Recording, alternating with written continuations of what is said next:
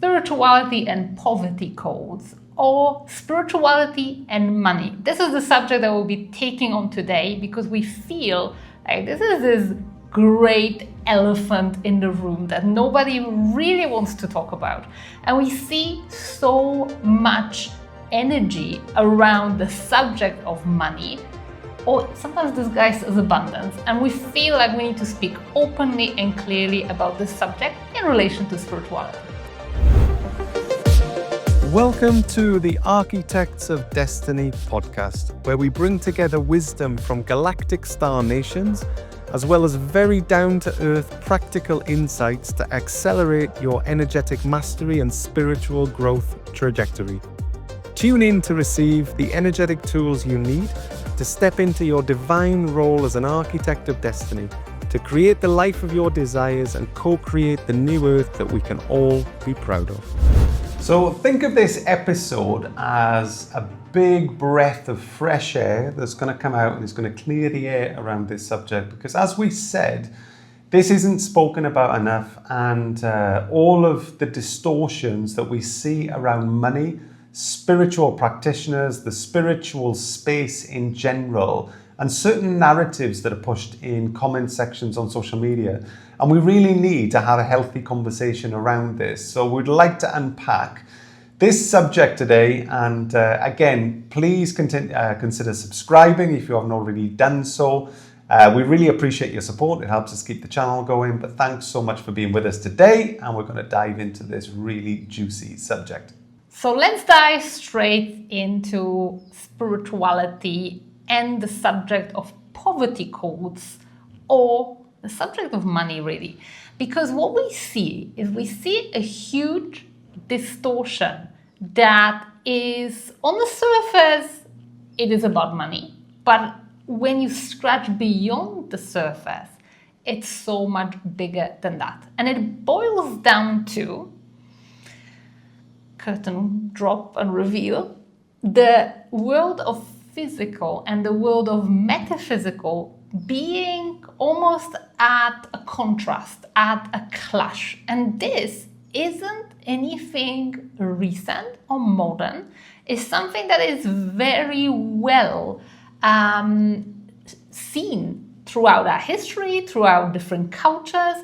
This kind of notion that if you are physical, you can't be metaphysical, and if you are spiritual, you can't be material at the same time. And when we start to think about money as frequency and money as energy, I think anybody who's been within the spiritual space for a while would comprehend that, money isn't physical, money is energy. We're aware of this. However, there's a little bit of a disconnect when it comes to the spiritual space, working with consciousness, working with frequency, and working with things which are immaterial. And then somehow there being this disconnect between what we associate money to be and working as professionals within the space. There's a couple of points that I want to make here, and I really hope that the points we're going to be making in here not only clear the air for this subject, but if you're a spiritual practitioner that's perhaps struggling to charge, or you've experienced certain narratives or implications in your comment section on social media, which we're going to talk about in today's session, I really, really hope that what we're going to be saying really helps you. Because first of all, I want to start off with the notion, and I would love you to comprehend and to compare people who are spiritual practitioners, or people who are born with extremely strong spiritual connections just by the nature of their birth charts. So I'm one of these people. I was born with an extremely strong spiritual connection, and yes, I have to work at what I do, but I find it relatively easy. It's like having a natural flair for something. And I would like you to think for a second to people who are born with just talents and flairs for doing things. So you've got people who are incredible artists. You've got people who've been born with incredible voices. There's a person which springs to mind, which I used to love, and I still love listening to. His voice is sensational, Seal. So, maybe I'm showing my age, and, maybe for the younger people watching this, you could jump onto any of the music streaming platforms and go and listen to some of his music. But his voice, oh my goodness me. And there are people out there born with just voices of angels. It's something that's given to them. We say, there's a saying which is, oh, it's God-given. They've been, blessed with the voice of an angel, etc. Or you've got people who are extremely talented at playing instruments. You've got artists, football players. I think that is a good example because when we talk about sports people, this example and this metaphor will really come alive because sports people are also extremely talented by nature. Not everybody has this flair for football or for basketball or for whatever. And look at one thing. Look at how we have pretty much no problem as society valuing the skills of these people, and how as a society we do have a problem which very often rears its head. People express like, how dare you even charge anything for spiritual services, for energetic services, for metaphysical services. But footballers, being on, I don't know, what's the contracts, you probably know, hundreds of thousands. Over in Saudi Arabia at the moment, there's an awful lot of money. There's, and over in the East as well, promoting the football leagues, there's a lot of money being flown around, same in the Premier League, but it is just incredible levels of income that we're talking about, and it's across sports. You look at the NFL in the US, you look at the NBA, which is the National Basketball, the National Basketball League, etc., etc. And that leads us to the poverty cause, which have very much to do with matrix, because look at that. If, first of all, we value any kind of material jobs that have to do with matter, like engineering or medical profession, something that changes the physical reality, we have no problem as society valuing. We also, and Matrix loves, Matrix-approved profession that are entertainment and distractions. That's why... bread and circuses, isn't it? Bread and circuses. Yeah. Age-old tale, and which the money side of things is just the tip of the iceberg, but very, very relevant. And these poverty codes that we all carry, when we talk about poverty codes, we talk about conditioning that keeps people who are awakening, people who are aware, actually not thriving, keeps them away from thriving, keeps them still sometimes stuck in soul-destroying jobs that they hate. But a day job is kind of like more, I don't know, approved. It's more accepted within society under the spell that the system pushes upon people of what's acceptable, what's not acceptable. So it's just widely accepted. Entertainers, sports stars, people who play instruments, people who are fantastic artists, just people who are just really naturally gifted, whether it comes to singing or acting or whatever it is.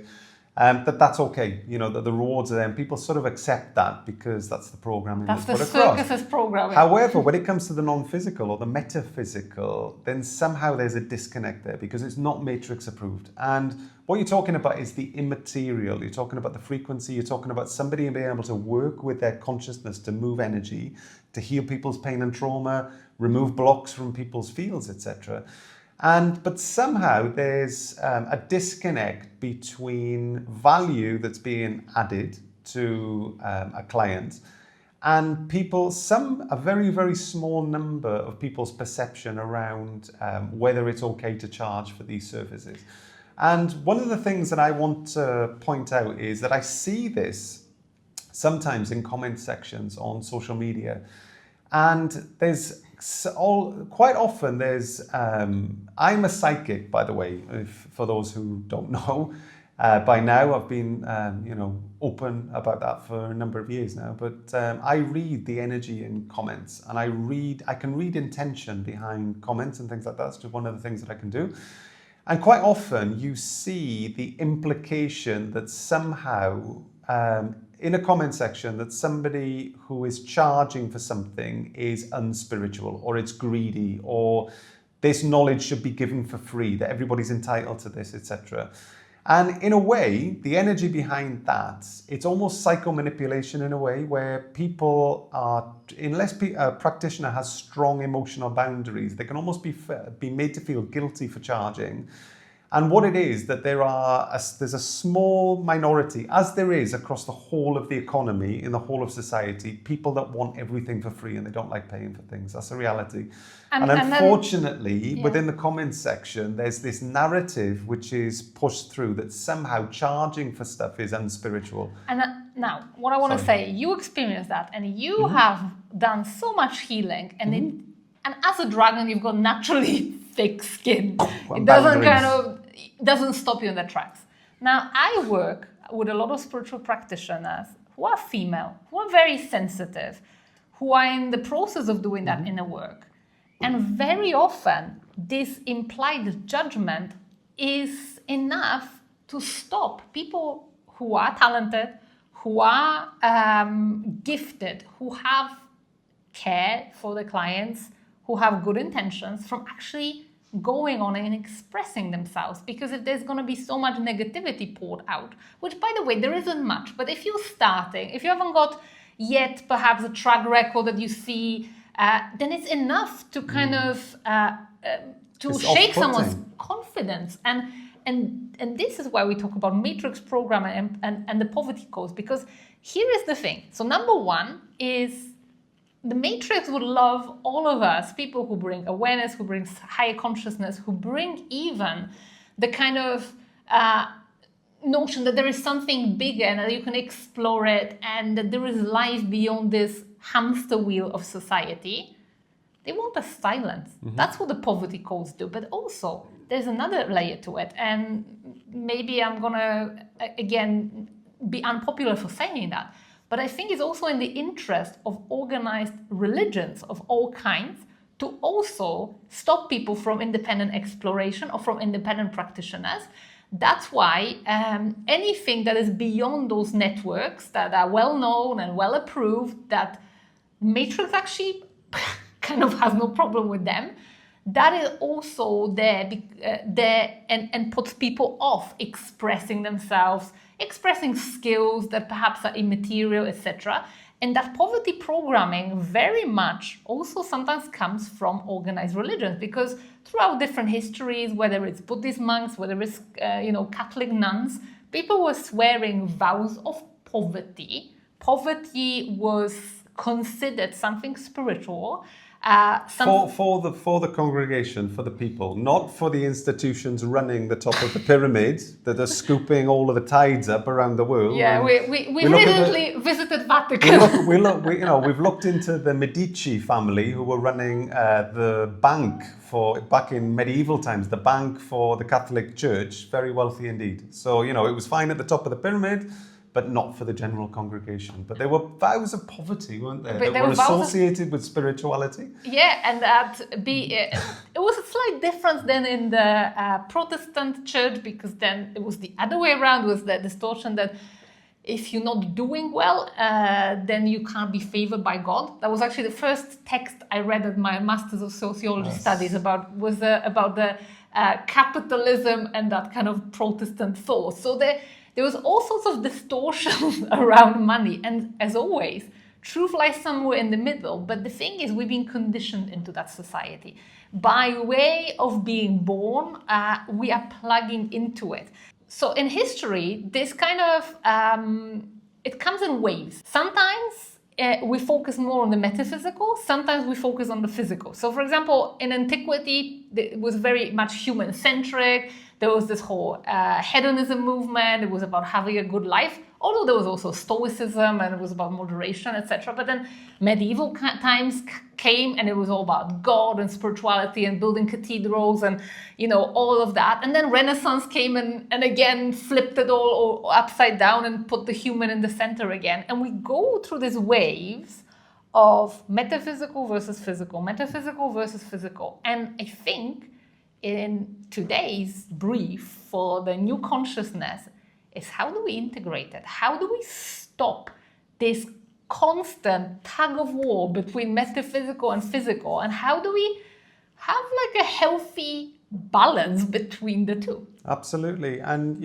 again, we've got to examine, when we look at blocks around money, we can appreciate, like I say, if you've been, interested in metaphysics for a while now, depending what stage of your journey that you're on, you'll appreciate that money is energy. Well, okay, if money is frequency, we need to examine our personal attitudes towards that. And there's no cookie. So if you've got blocks around income, and whether you've got blocks around charging, whether you've got issues around self-worth, you don't feel worthy or deserving.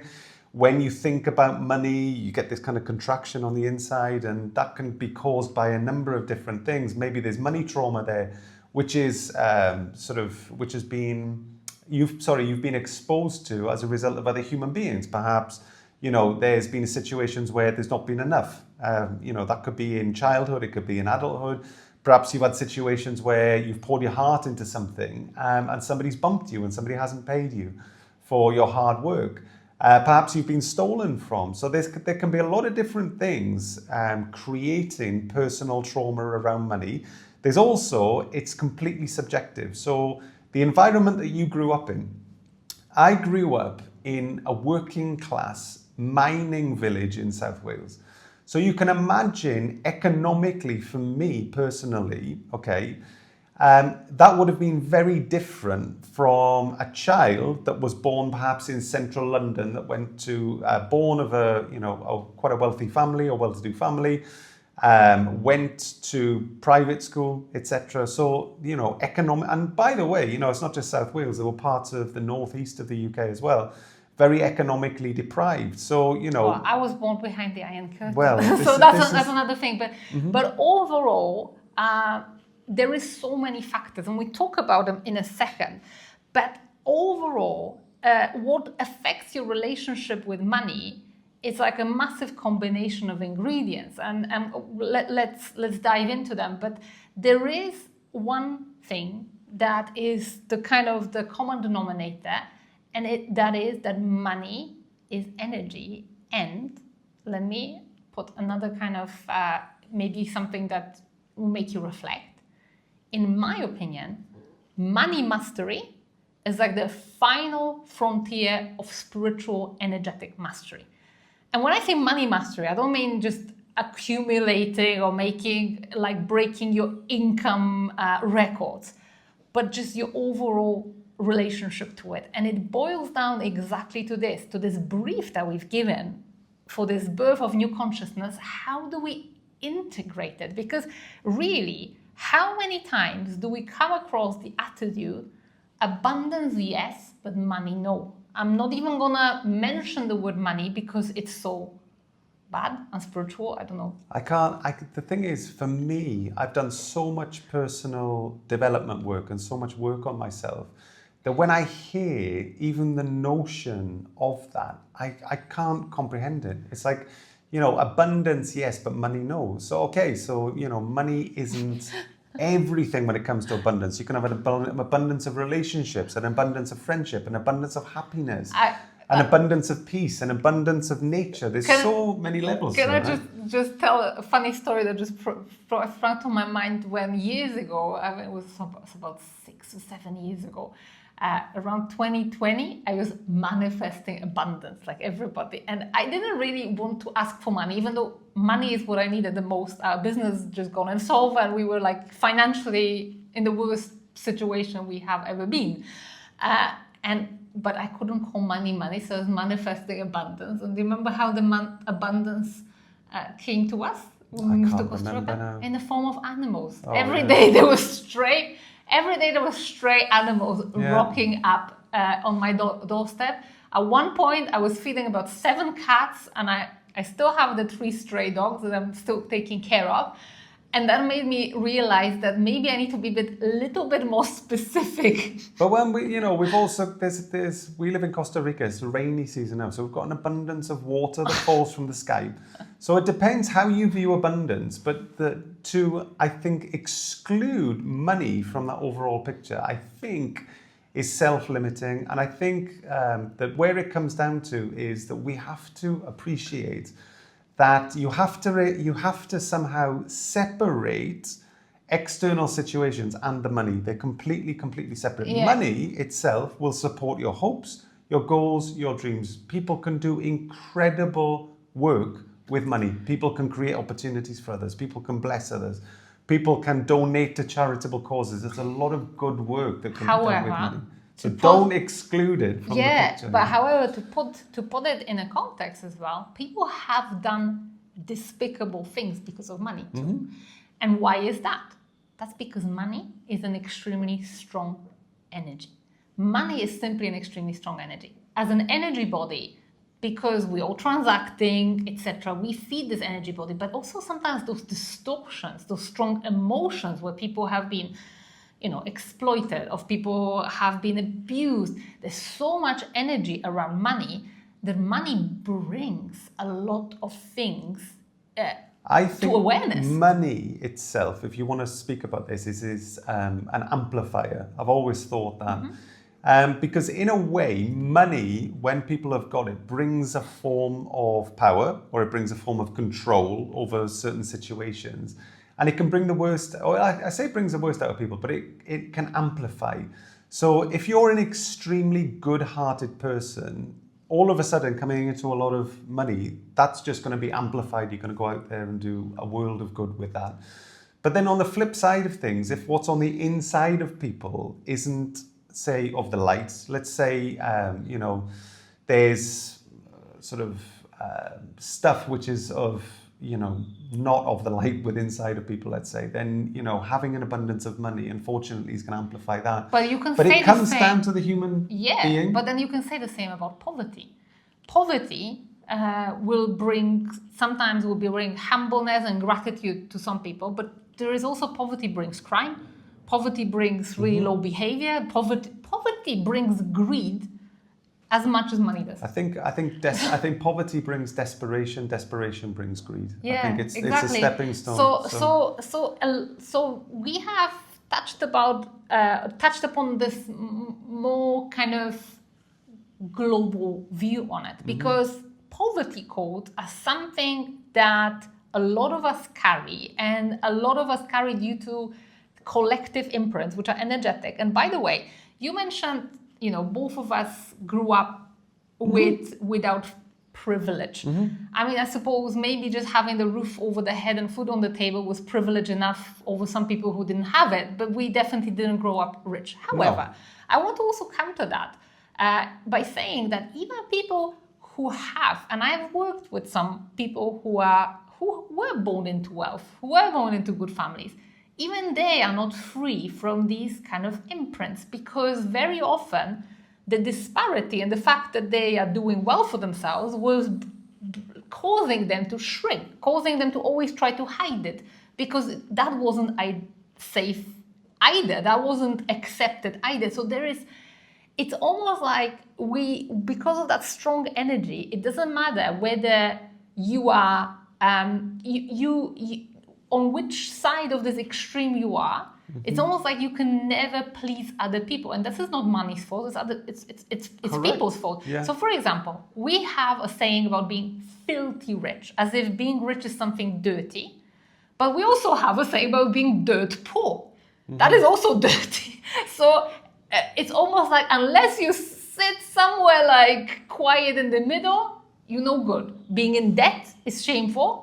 But having too much is also shameful. It's almost like and the key here is that you have to separate your own relationship with money at frequency with what other people think about this relationship. And this relationship can be very, very fragile, because people are very opinionated and people love to manage other people's resources, such as time, money, energy, etc. So if you want to have a beautiful relationship with money, and it's possible, because money in its purest form is a beautiful energy. Whenever we introduce our clients to money energy, they're almost like shocked when we actually bring money as energy, not as monetary system, not as the history of all these distortions, but actually in its purest form, where we do meditations or immersions where money energy is brought in.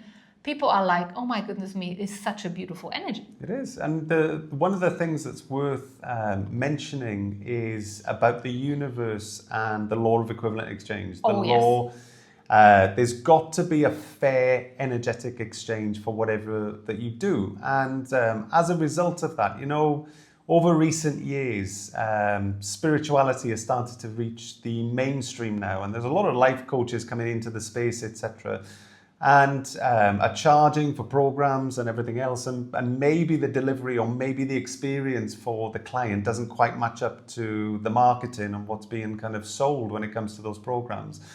But at all times, as a practitioner and as somebody who's providing spiritual services, somebody who's using your gifts, your time, your energy, all of the hours that you've put into honing your practice, as long as your offering is a fair value exchange when it comes to your pricing, there's no problem with that whatsoever. It's just try and avoid where there's an imbalance. It can go the other way too, where a person, and I've seen this so many times on different social media platforms, where people are offering services and can't even say how much they want paying for those services. Where it's like, I don't know.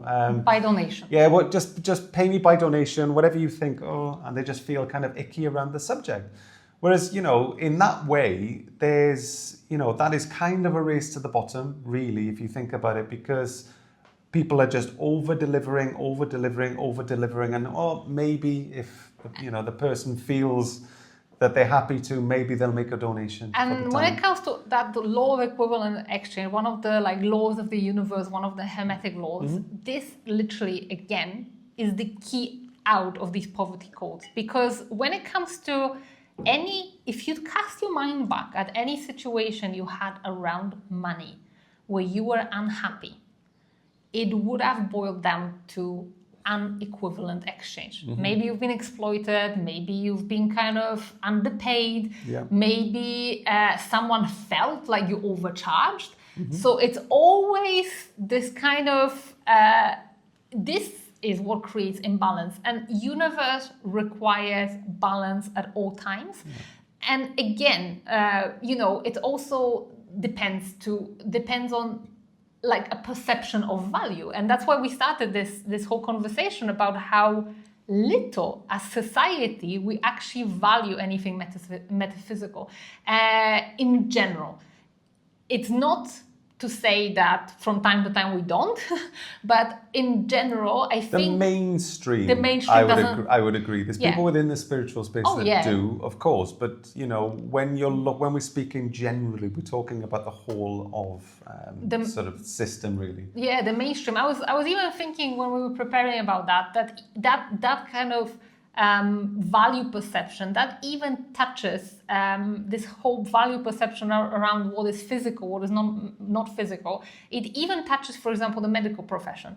How derogatory are we as a society when we're calling psychiatrists shrinks?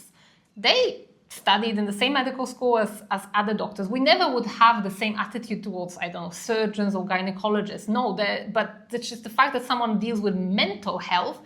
It's kind of it's almost like it's a little bit less valued. And the whole thing about mental health only recently being brought to the forefront, where when it comes to physical diseases, people had sympathy if someone is diagnosed with a physical disease. But for a very long time, there was so much shame and stigma around mental illnesses. And now we are just coming to value and accept that there is something beyond the physicality that we also need to pay attention to when it comes to our health, which to me, it's a very hopeful sign. To me, it's something that is a sign of the energy shifting, that we are starting to value metaphysical as much as physical. And as always, it's also the equivalent exchange and the balance, because we could go the other way around, where and sometimes people do go the other way around, where, for example, I've had clients I work with, which this one example, maybe you're actually listening, was a lady who was an interior designer, and she had this kind of, and she was great at what she was doing, but there was a life event that happened that kind of stopped her into tracks and started her awakening. And for a long time, she was trying to make a living as a spiritual practitioner, but her passion and her most natural gifts was creating beautiful spaces. And funny enough, that spiritual practice wasn't really going very well. But whenever she was at the point where money would be kind of low, some client would find her from her old industry and give her a commission, and then money would be kind of replenished. And to me, that's a message enough that obviously the gifting and the passion and the alignment for that person is creating beautiful spaces. But at the same time, sometimes we can feel like, oh no, this is matrix, this is 3D, I need to be 5D, so we all have to be spiritual practitioners. No, we don't. We don't all have to be spiritual practitioners. I think it's about bringing that balance between metaphysical and physical to the fore. I definitely think so. But, regardless of whether you're a spiritual practitioner, regardless of whether you've got a physical occupation, whatever it is that you do to support yourself within the economy, including being a spiritual practitioner, we need to appreciate that until we are, we are transacting like the Arcturians transact, where they are manifesting from their collective consciousness grid and everybody has everything that they need, whilst we are in an economy with a medium of exchange, every single person out there that's using their skills and abilities has to be paid, folks. And it's just get very, very comfortable with that.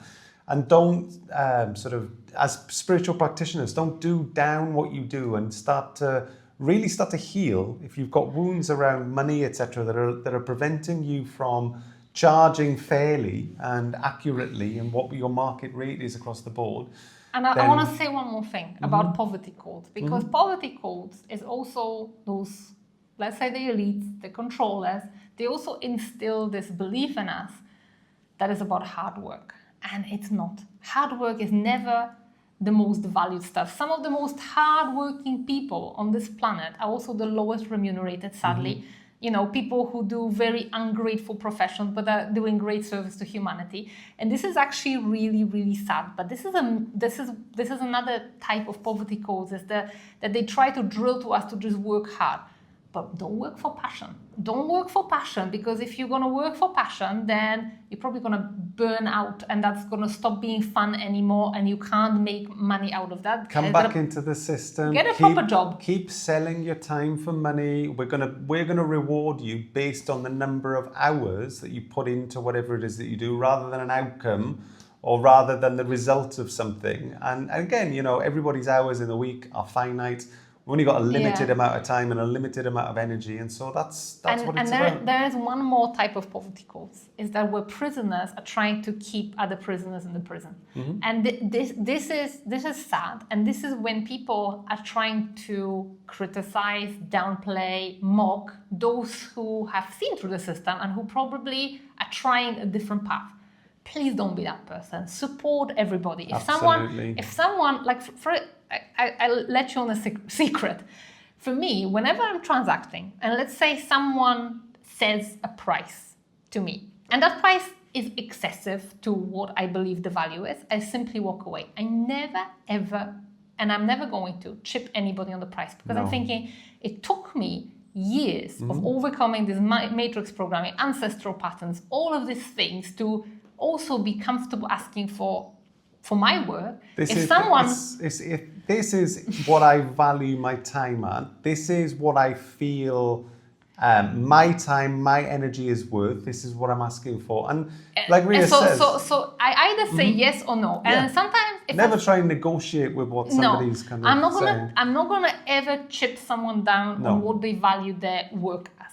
If it's not in my, let's say, budget for the time, I simply walk away. But if someone asks for it, I'm like, good on you. Good on you, because you dare to ask. I may not be in a position at the moment maybe to say yes to it, but I'm not going to, kind of shame you for it. It's not a case of, there's twofold. There's asking for it, but the market has to support it. The value has to support it. So, it's more of a case of, as a client, or potential client, do you see the potential value in what people, and, I'll give you an example, right? Just to give you, and fair play to the guy. Like I I love the energy, but it's just not something that we could agree with. So at the house where we live, we have a lot of glass. So we had somebody who came round to the house to give us a price on cleaning the windows on the inside and out with the frames, And etc. the price was about 5 times the going rate. Don't say the price because I think it's irrelevant. Okay, so it was about once a month come round. It was going to be regular work, and it was about 5, maybe 6 times what the rate should be for doing it. And this individual works across on the coast. At the luxury properties. At the luxury properties, etc. So his pricing has adjusted accordingly and came around here now, and we were like, okay, privately we didn't say anything to him in person, but it's more of a case of, okay, well, we totally respect the fact that he's out there commanding these prices for cleaning windows. Fair play to him. But that's not something personally that we want to agree to on an ongoing basis. Especially since someone will do exactly the same job for a going market rate in our market. But the point is, he was comfortable asking for that. Fair play to him. And for that we command him. Yeah, fair play. So we just want to share with you that kind of like attitude, because if someone asks for it, well done. You kind of like... You feel you're worth it, you feel this is what you bring in, then hats off. That's fair hats enough. off. That's a healthy attitude, personal attitude towards being paid, not towards money. Even if you don't want to say yes to it, don't automatically bring the person down for at least trying to better themselves. Or even be critical over it. For everybody is just either trying to better themselves, they're trying to support themselves, they're trying to achieve their own hopes, goals and dreams in life, and there's nothing wrong with that. We need to be sort of comfortable with the idea of making money and comfortable with the idea of other people making money. There's enough around within the economy for everybody. And I want to address one of the final points, which is super important. It's about ascension and monetary system. Because very often this narrative is being pushed out that money will disappear from planet Earth. And when I look at our connections with galactic beings and some of the beautiful abundance codes, not money codes, abundance codes from the galactic beings, because they haven't got monetary systems, so they're not money codes, they're abundance codes from the Lyrans, from the Arcturians, etc. You can get really inspired by the attitude. When you download and transmit those codes into your energy field, your attitude changes, your perspective changes, and some of these codes have helped us a lot. Like, for example, there's beautiful Lyran felines abundance codes that put this balance between the metaphysical and the physical. So you've got the appreciation but non-attachment at the same time. So you kind of, it's something that we don't really have as humans. So all these codes, all these galactic frequencies, how they have the relationship with resources set up, they're beautiful. They great. Arcturian codes are about non-competition, about being able to always have access to resources. Always, no matter what, you always have access to the resources that you need to achieve your hopes, goals, and dreams. So these are great. But as Earth, we have different history, and we have to honor our history. That history has cost a lot of people blood, sweat, and tears. And we, in a way, as we are evolving consciously, I think we should be evolving in a way that honors our history, honors kind of our human ancestry, all of the good, bad, and ugly that we have gone through as humanity. And as such, I don't personally think that money as a means of a value exchange will disappear. I think how we relate to money, how we treat money, how we treat value itself, and perhaps the financial system and economy will change, but I don't think money will disappear. What do you reckon? I think there's, in summary, that means that we feel that the economy and society's interaction with it will change in the future. Absolutely. And I think it will. I think what we value will change. I think you're seeing that now. If you're honest watching this, if you look around and see just, the kinds of services, especially spiritual practitioners, the modalities that are coming more into the mainstream. And, the first big sort of industry to break in was around yoga and things like this. And then, you've And got you've got plant medicine. Yeah, and this is just growing and evolving, and it's become more widely accepted. Like meditation isn't considered weird now. That's like a mainstream thing. There's about 1 million apps on the phone that can help you meditate, right? And a zillion guided meditations on this platform, for instance. So I think that our awareness and our acceptance to different ideas and different things is shifting and changing, and I think that's good. Change is good, and I think, as we move forwards, I see that more and more of us will have done the work around money trauma, etc., and our own attitudes towards that. And more of us can step forward towards abundance and actually include money as a part of that, because money is a tool. Money will support your hopes, your goals, and your dreams. And if you can reset your relationship around that, it wasn't money that hurt you or money that caused issues per se. It's always been the other human beings. It was the human beings and the situations attached to it that involved money. But if you can try and separate the two, there's an incredible opening journey. up of your journey and everything else that's going to come in. And I would say that this actually will contribute to your own personal spiritual development. And this is actually one of the reasons why for a long time I have worked with money energy, but it's always been behind closed doors in small clients group, one-on-one. And this time, and it's been pressed upon me for about, I would say, since the start of this year, 2026. And it's coming now to mid-year, and I have to do it, and I'm doing it in starting on the 17th of August, but really starting from 1st of September. I'm doing something called Affluence Alchemy inside Soul Business School. It's going to be a month of a deep dive into all different aspects of money frequency, and literally like leaving no stone unturned, because from my own history, for such a long time, I've been trying to uncover what actually cracks this kind of abundance code. What do you have to do? And it's always been just like one thing or another.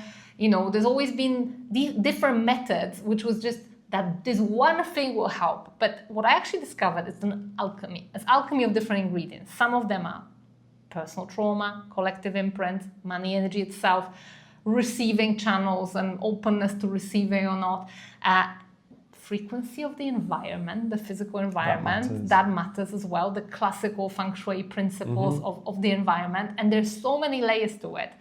And recently I had a great pleasure of working one-on-one with one of my clients for a whole month just on the subject of money, and by the time we finished, I was like so inspired. I'm like, I have to bring it to wider audience. So if you want to master the energy of money, if you want to master the flow of money, come to Affluence Alchemy. The link will be below in the description.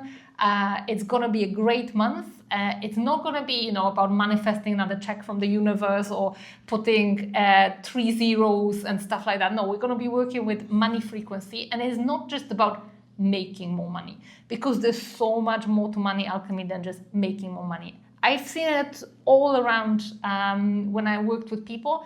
Some people have a problem with generating income. That is an issue. But a lot of people don't have a problem with generating. They have a problem with spending as well. You think that for everybody is easy, no? But for some people, spending is difficult, that they can generate and they just feel the squeeze. Some people have no problem with generating and spending. They have a problem with holding. The bank account always oscillates. As soon as money comes in, it comes out, some bill or some unexpected expense coming up. So there is many different dimensions to working with money, and I want to bring them all into the money alchemy. There will be 30 days of deep dives. So there will be weekly teachings, but there will also be daily teachings. There will be a little lesson every day. It will be very introspective. We'll be working not with mindset, but with energy. It's going to be a fantastic month inside of the Soul Business School. We officially starting 1st of September, but if you join from the 17th of August, there's some special perks and there's special bonuses. You can check it all on the website. There is also an option to work with me one-on-one during this month. You can read all about it on the website, but it's going to be such a powerful month. I'm really looking forward to it, and I feel like I just literally had to do it. If this episode activated something in you and you're ready to build real momentum, Soul Business School is where this work goes way deeper and becomes your reality. It's my business expansion membership for soul-led entrepreneurs who want to scale with strategy and energetics without burning out or forcing what no longer fits. Inside, you'll get access to monthly live momentum coaching calls, high-level business trainings, real-time energetic recalibrations, as well as a private community of multidimensional entrepreneurs who simply get it. This is not a course, it's not a copy-paste formula, it's your space to grow in alignment, in community, and in momentum, month after month. You find the link in the show notes, or you can visit rialovegard.com to step into the field.